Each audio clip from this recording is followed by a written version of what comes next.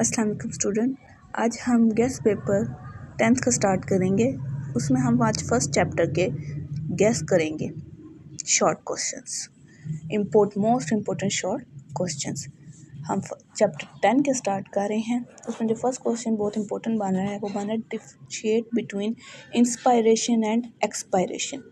अब बच्चे कंफ्यूज होते हैं, what is inspiration expiration. Inspiration inhalation, inspiration क्या है? इनहेलेशन है। एक्सपायरेशन क्या है? एक्सहेलेशन। मतलब हम सांस का बाहर निकालना एक्सपायरेशन कहलाएगा और सांस का अंदर लेना क्या कहलाएगा? इंस्पायरेशन। मतलब क्या है? Inspiration the process of taking air into the lungs. क्या सा प्रोसेस जो हम हवा को अपने लंग्स के अंदर लेके जा रहे हैं, ऐसा प्रोसेस को हम कहते हैं इंस्पायरेशन या इनहेलेशन। एक्सपायरेशन क्या? The process of expelling air out of the lungs. Lungs से बाहर हवा निकालने को हम कहते हैं एक्सपायरेशन, एक्सहेलेशन। अब इनमें मसल्स कौन कौन से इन्वॉल्व होते हैं? इसमें मेनली डायाफ्राम कॉन्ट्रैक्ट्स एंड फ्लैटन्स करता है, मतलब अपने आप को कॉन्ट्रैक्ट भी करता है, रिलैक्स भी करता है। And external intercostal muscles raise the rib. जब हम सांस ऐसे हम अंदर को लेके जा रहे हैं, तुम्हारी जो रिब्स हैं, रिब्स के जो मसल्स हैं वो भी रेज करते हैं। अच्छा, एक्सपायरेशन में क्या करेंगे? मेनली डायफ्राम रिलैक्स करते हैं। इसमें कॉन्ट्रैक्ट्स एंड फ्लैटन्स हो रहे थे, इसमें relax. And intercostal muscle lower the ribs, वो अब रिब्स को रिलैक्स करते हैं, लोअर करते हैं। एब्डोमिनल मसल में असिस्ट ड्यूरिंग फोर्सफुल एक्सहेलेशन। अगर आप बहुत आपको सफोकेशन हो रही है, आप सांस लेना चाह रहे हैं या आप बाहर निकाल रहे हैं सांस को, उसमें जब वो बहुत फोर्सफुली यूज़ कर रहे हैं तो आपको एब्डोमिनल मसल्स भी एक्टिव होते हैं उस टाइम। थोरेसिक कैविटी वॉल्यूम, इसमें क्या होती है? इंक्रीज़ करते हैं और प्रेशर इनसाइड लंग डिक्रीज़ करते हैं। कि थोरेसिक कैविटी का जो वॉल्यूम है वो इंक्रीज़ हो जाता है जब हम सांस लेते हैं। इंस्पायरेशन का प्रोसेस हो रहा हो तो थोरेसिक कैविटी जो है वो इंक्रीज, उस पर प्रेशर इंक्रीज़ हो जाता है और लंग्स में क्या करता है? डिक्रीज़ हो जाता है। और इसी तरह थोरेसिक कैविटी में जब हम सांस बाहर निकालते हैं वो प्रेशर डिक्रीज़ हो जाता है और pressure inside the lungs increase हो जाता है। क्या आपने डिफरेंस याद रखना? Air movement, air move from atmosphere to into lungs, मतलब सांस बाहर से एटमोसफेयर से हमारे लंग्स में जा रही है। और एक्सपायरेशन में क्या होता है? Air move from lungs to into the atmosphere, lungs से एटमोसफेयर की तरफ जाती है। ओके, नेक्स्ट है एनर्जी रिक्वायरमेंट। कि इनहेलेशन और एक्सहेलेशन में एनर्जी रिक्वायरमेंट किसको ज़्यादा है? इनहेलेशन जो है एक्टिव प्रोसेस है, मतलब वो एनर्जी रिक्वायर करती है। हमने सांस लेना है, अंदर लेके जाना है, एक एक्टिव प्रोसेस है, उसके लिए हमें एक एनर्जी की ज़रूरत है। और जो एक्सहेलेशन है वो यूजुअली पैसिव है कि no energy for normal breathing, हम नॉर्मल सांस बाहर निकाल रहे हैं, उसके लिए हमें कोई एनर्जी की ज़रूरत नहीं है। एक्टिव ड्यूरिंग फोर्सफुल एक्सहेलेशन, कि हमें फोर्स एक्ट करनी पड़ी है या हमें थोड़ा सा हम फील कर रहे हैं कि हमारी सांस घुट रहा है, हम ऐसे सांस ले रहे हैं बाहर भी निकाल रहे हैं, उसके लिए जो एनर्जी रिक्वायर्ड होगी उस टाइम एक्टिव हो जाती है एक्सहेलेशन के लिए। अदरवाइज वो पैसिव एनर्जी रहेगी। ओके, अब हम एग्जांपल देखते हैं दोनों की। इनहेलेशन की क्या है? When you take a deep breath before diving under water. कि हम जब पानी में गोता लगाने या स्विमिंग पूल में एंटर होने लगते हैं तो हम एक सांस बाहर के डीप ब्रीथ करते हैं, मतलब ऐसे सांस लेते हैं, उसको इनहेलेशन हम कह रहे हैं। ठीक है। और एक्सहेलेशन में क्या है? When you blow out the air to cool hot soup. कि हम हॉट सूप है या चाय है, उसके लिए हम जो है ऐसे ब्लो करते हैं, अपने फूंक मारते हैं, तो वो जो एयर बाहर निकल रही है उसको एक्सहेलेशन कह रहे हैं। ठीक है। अब एक आपके लिए डायग्राम है, ये देख लें। इनहेलेशन की है और नेक्स्ट होगी एक्सहेलेशन की। इनहेलेशन में क्या है? एयर जो है लंग में एंटर हो रही है, वॉल्यूम ऑफ थोरैक्स क्या है? वो इंक्रीज़ हो रहा है, बढ़ है। और जो इधर से रिब्स एंड स्टर्नम है वो रेस कर रहे हैं। ये रिब्स और स्टर्नम क्या है? हमारे लंग्स और हार्ट को प्रोटेक्ट करने के लिए होते हैं। ठीक है। ये रिब केज है। ठीक है। और इस तरह डायफ्राम जो है वो कंट्रैक्ट हो रहा है क्योंकि वॉल्यूम ऑफ थोरैक्स जो क्या है वो इंक्रीज़ हो रहे हैं। ठीक है। आपके लिए शॉर्ट भी करने के लिए क्या आप एक अपने माइंड में रख लें और इसको डिफरेंस अगर आ जाए आपके पास सिंपल इनहेलेशन, तो आप इसको लिख सकते हैं कैसे। इंटरकोस्टल मसल जो है वो कॉन्ट्रैक्ट होते हैं, डायफ्राम भी कॉन्ट्रैक्ट होता है, दोनों चीज़ें क्या हो रही हैं, कॉन्ट्रैक्ट्स हो रही हैं। Volume of thorax cavity increase हो रहा है, ठीक है। और फिर जो प्रेशर इन एल्वेलाई है वो डिक्रीज कर रहा है और एयर मूव हो रही है इनवर्ट की तरफ, ओके।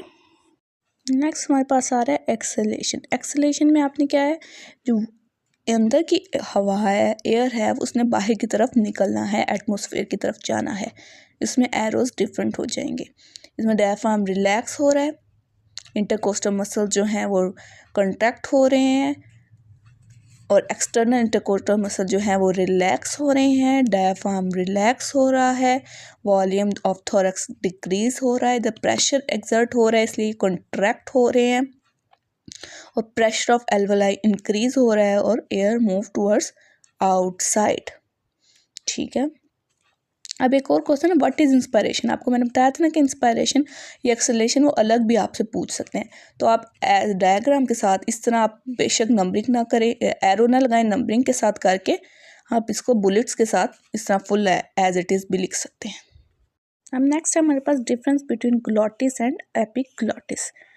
ग्लॉटिस क्या है, opening between the vocal cords in the larynx is called glottis, ठीक है। एपिग्लॉटिस का leaf shape flag of cartilage at top of larynx is called epiglottis. Leaf shape है इसकी, और ये क्या है, ओपनिंग है वोकल कॉर्ड्स में, ओपनिंग है वोकल कॉर्ड्स की इन द लैरिंक्स, ठीक है। अब इनका फंक्शन क्या है, responsible for sound production and air passage to the trachea. Glottis किस चीज़ का फंक्शन प्ले कर रहे हैं कि वो रिस्पॉन्सिबल होते हैं साउंड प्रोडक्शन के लिए और एयर को पैसेज दे देते हैं, मतलब रास्ता देते हैं टुवर्ड्स द ट्रैकिया।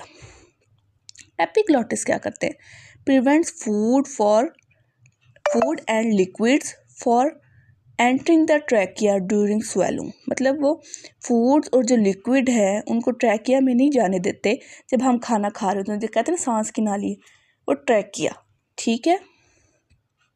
अब हम इनके स्ट्रक्चर की बात करें तो ग्लॉटिस किस चीज़ से बना हुआ है, compose of vocal cords and opening between them, and epiglottis के made up of elastic cartilage covered with mucus membrane, मतलब इलास्टिक टिश्यूज से, इलास्टिक फाइबर से बना हुआ है और एक म्यूकस मेम्ब्रेन भी कवर्ड है जो उनको उधर म्यूकस टाइप जो चीज़ है वो प्रोड्यूस करती रहती है। लोकेशन क्या है, इनसाइड द लैरिंक्स, ग्लॉटिस जो है इनसाइड द लैरिंक्स है, और एपिग्लॉटिस के at the entrance of the larynx between the above the glottis, ठीक है। ये inside है, at the entrance है। Role in breathing helps air flow to the lungs, ये glottis help करता है कि lungs की तरफ हवा को जाने देता है। और एपिग्लॉटिस क्या एक्ट करता है, act as a protective flap, वही एंट्रस पे है तो act as a protective flap की तरह एक्ट करता है, does not directly involve in breathing. Example क्या है, व्हेन यू स्पीक और sing your glottis vibrate to produce sound, जब हम बोल रहे हैं या गा रहे हैं तो ग्लॉटिस क्या करते हैं, वाइब्रेट्स करते हैं और प्रोड्यूस करते हैं साउंड। इसी तरह एपिग्लॉटिस क्या है, when you swallow water the epiglottis fold down to prevent choking, कि एपिग्लॉटिस जो है वे फोल्ड डाउन हो जाते हैं टू प्रिवेंट द चॉकिंग, गोता लगने से, इस टाइप से जो है ना हमें बचाते हैं। अब इसकी सिर्फ एग्जाम्पल डायग्राम है, आप वो देख लें। ये एंट्रस है, ये जो एक इलास्टिक कार्टिलेज बनी हुई है, एक लीफ लाइक शेप बनी हुई है, इसको हम एपिग्लॉटिस कह रहे हैं, ठीक है। जैसे जैसे हम नीचे आ रहे हैं, यहाँ से यहाँ तक पार्ट है लैरिंक्स का, जैसे नीचे आ रहे हैं ऊपर वाला पार्ट का है सुपरग्लॉटिस, ठीक है, सुप्राग्लॉटिस, और नीचे वाला पोर्शन कह रहा है सबग्लॉटिस, और ये जो चीज़ पार्ट है हल्की सी एक लाइन से बनी हुई है, ये ग्लॉटिस है, जिनको हम वोकल कॉर्ड्स भी कहते हैं, और बाकी नीचे ट्रैकिया, एसोफेगस वगैरह स्टार्ट हो जाता है। नेक्स्ट क्वेश्चन आता है, what is role of C shape cartilage rings in the wall of the trachea. जो सी शेप लाइक है कार्टिलेज हैं, रिंग्स हैं, इनका क्या काम है ट्रैकिया की वॉल्स में। C-shaped cartilage keeps the trachea from collapsing even when there is no air in it. ये हेल्प करते हैं ट्रैकिया का कोलैप्सिंग, मतलब इकट्ठे ना हो जाए, जुड़ ना जाए, एक दूसरे से टकरा ना जाए, जबकि यहाँ कोई हवा ना हो। नेक्स्ट है describe function of nasal cavity. The nose is an respiratory organ. Nose एक रेस्पिरेटरी ऑर्गन है जिसे हम सांस लेते हैं। It consist of nasal skeleton which houses the nasal cavity. इसमें नेसल कैविटी होती है। नेसल कैविटी नेक्स्ट है nasal cavity has 4 functions. Nasal cavity क्या है? Warm and humidify the inspired air. जो नेसल कैविटी है वो वार्मनेस और ह्यूमिडिफाइड मीन्स मॉइस्चर प्रोवाइड करती है, जो कि हम सांस अंदर या हवा अंदर की तरफ लेके गए हैं। जो हम बाहर से हवा ले रहे हैं उसमें क्या हमारे बॉडी टेम्परेचर के अकॉर्डिंग वार्मनेस है, उसमें उतना मॉइस्चर है, तो हमारी नेसल कैविटी क्या करती है? उसको प्रोवाइड करती है। Remove and trap pathogens from the inspired air, कि वो रिमूव करती है वायरस बैक्टीरिया जो कि हवा में शामिल होते हैं, उसको रिमूव कर देती है हमारे इंस्पायर्ड एयर से। Responsible for sense of smell. Nasal cavity का एक सबसे बड़ा क्या है फंक्शन के रिस्पॉन्सिबल है? सेंस ऑफ स्मेल, हमें एक सूंघने की सलाहियत अता करती है। नेक्स्ट इंपॉर्टेंट क्वेश्चन है what are vocal cords, what are their functions. Vocal cord क्या है और उसका फंक्शन क्या है? 2 pair of fibrous band cord vocal cord. 2 pair है फिब्रस बैंड, जो मैंने आपको उधर दिखाए थे उसमें बने हुए थे इस टाइप का कहा था। अगर हम उसको जूम करके देखें तो वो इस तरह 2 पेयर ऑफ फिब्रस बैंड, मतलब फिब्रस टिश्यू के बने हुए, फिब्रस मसल के बने हुए 2 टाइप हैं, इनको हम वोकल कॉर्ड कहते हैं। आर स्ट्रेच अक्रॉस द लेरिक्स, लेरिक्स के इनसाइड वो पाइप जा रहे थे, ठीक है ना। फंक्शन क्या है? Vocal cord vibrates when there passes through them. जब हवा जाती है वोकल कॉर्ड के अंदर से गुजर के जाती है तो ये वाइब्रेट करते हैं और साउंड प्रोड्यूस करते हैं, ठीक है। नेक्स्ट क्वेश्चन है define alveoli. Each alveoduct open into a cluster of pouches called alveoli, ठीक है। एल्वोडक्ट जो है वो ओपन कर होते हैं क्लस्टर ऑफ पाउचेस, इनको हम एल्वोलाई कहते हैं, ठीक है। The alveoli form the respiratory surface in the human body. As a respiratory surface act कर रहे हैं alveoli. The alveoli form the respiratory surface in the human body. Alveoli भी जो है रेस्पिरेटरी सरफेस के तौर पे एक्ट कर रही होती है in the human body. Each alveoli is a sac like structure lined by a single layer of epithelial cell. Each alveoli is a sac like structure lined by a single layer of epithelial cell. It is bound on the outside by a network of capillaries. जो alveoli है उसके इर्द गिर्द network of capillaries हुई होती हैं, एक पूरा जाल सा बना होता है। आप देखें इधर कैपिलरीज हैं, इधर आर्टरीज हैं, इधर वेन्स हैं, वो सब फुल एल्वोलाई को कवर किया है। What is difference between respiration of day and night in plants? क्या डिफरेंस है respiration of day and night in plants? Respiration in plant is a continuous 24 hour process. ये सांस लेने का जो अमल है प्लांट पे वो कंटिन्यूस 24 आवर्स प्रोसेस है, but it nets effect different between day and night due to photosynthesis. Photosynthesis की वजह से इसके दिन और रात में फ़र्क है। डे टाइम रेस्पिरेशन में क्या होता है? प्रोसेस का बोथ रेस्पिरेशन और फोटोसेंसिस अकर। डे टाइम में रेस्पिरेशन और फोटोसेंसिस दोनों प्रोसेस हो रहे होते हैं। गैस एक्सचेंज क्या है? Photosynthesis typically exceeds respiration. Day time में फोटोसेंसिस रेस्पिरेशन से ज़्यादा हो रही होती है, resulting in the net Uptake of carbon dioxide and release of the oxygen. जिसका में क्या ज़्यादा हो रहा होता है कि हम पौधे जो है कार्बन डाइऑक्साइड ले रहे होते हैं और ऑक्सीजन बाहर देते हैं हमें, ठीक है। नेक्स्ट है differentiate between acute and chronic bronchitis. Acute bronchitis often caused by the virus जैसे कोल्ड और flu. Chronic bronchitis long term irritation often from smoking. Smoking से हम ज़्यादातर यूज़ ये जो है ना क्रॉनिक ब्रोंकाइटिस होती है, खांसी वगैरह। नेक्स्ट है ड्यूरेशन।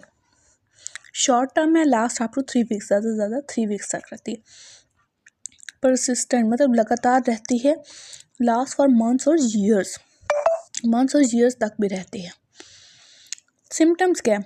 कफ, mucus production, mild fever, wheezing. और क्रॉनिक में भी कफ है, म्यूकस प्रोडक्शन है, बट ये लास्ट 3 मंथ्स तक लगातार रहती है पर ईयर। ट्रीटमेंट क्या है? रेस्ट, फ्लूइड्स ज़्यादा पानी लें, कफ मेडिसिन एंड समटाइम एंटीबायोटिक्स भी हमें लेनी पड़ जाती है। बट क्रॉनिक में क्या है? Smoking, cessation inhalers, steroid, long term care. Complications क्या है? Rare but can lead to pneumonia in some cases. Pneumonia भी हो सकता है बट ये बहुत रेयर है, कम है। Can lead to permanent lung damage, heart issue. ठीक है।